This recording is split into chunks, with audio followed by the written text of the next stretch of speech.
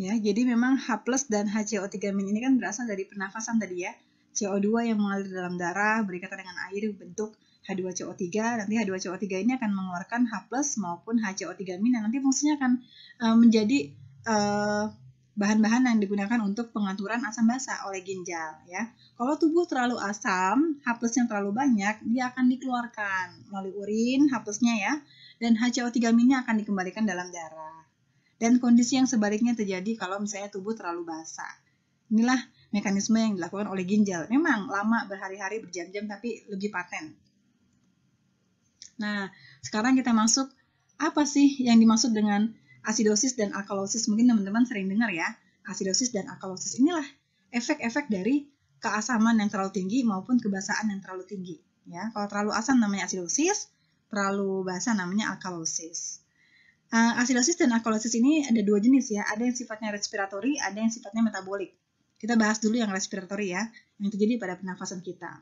Jadi merupakan hasil dari kegagalan sistem respiratori dalam menjaga keseimbangan pH.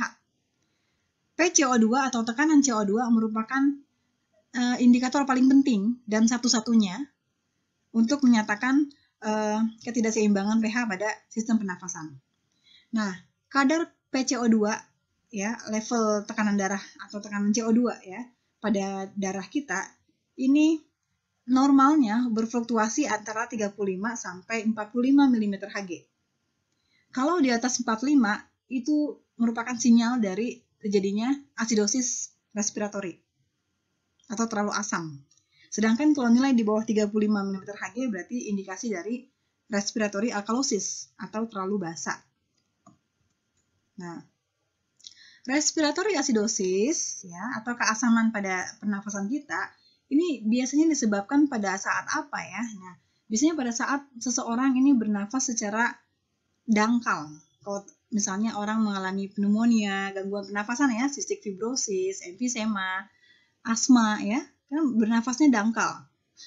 Hanya apa ya, sedikit gitu ya, sehingga ini bisa meningkatkan tekanan CO2 dalam darah, sehingga terjadilah asidosis.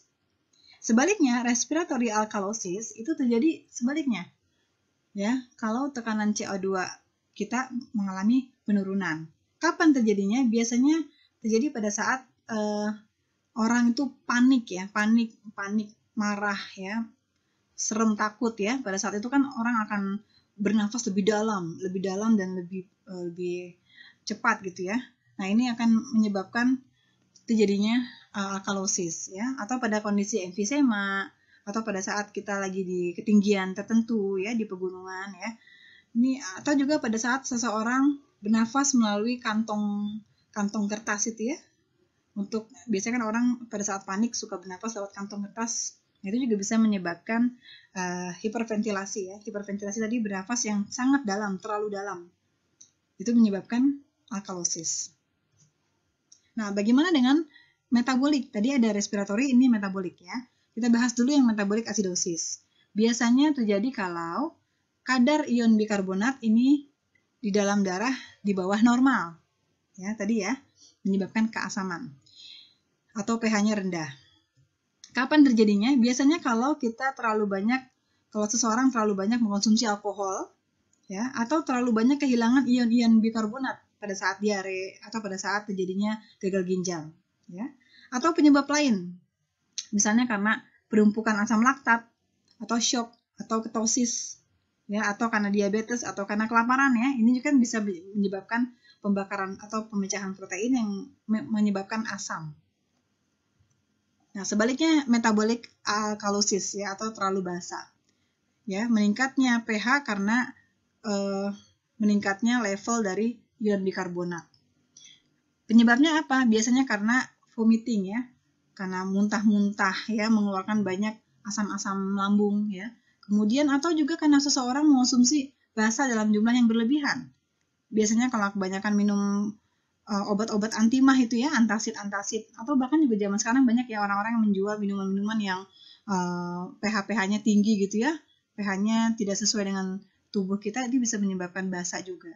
Atau bisa juga disebabkan oleh konstipasi ya, sulit buang air besar, itu juga bisa kan menahan ya, menahan pengeluaran bikarbonat sehingga banyak bikarbonat yang direabsorpsi ke dalam tubuh. Ya, saya rasa itu sekian dari pembahasan kali ini tentang keseimbangan cairan, elektrolit, dan asam basa. Semoga bermanfaat.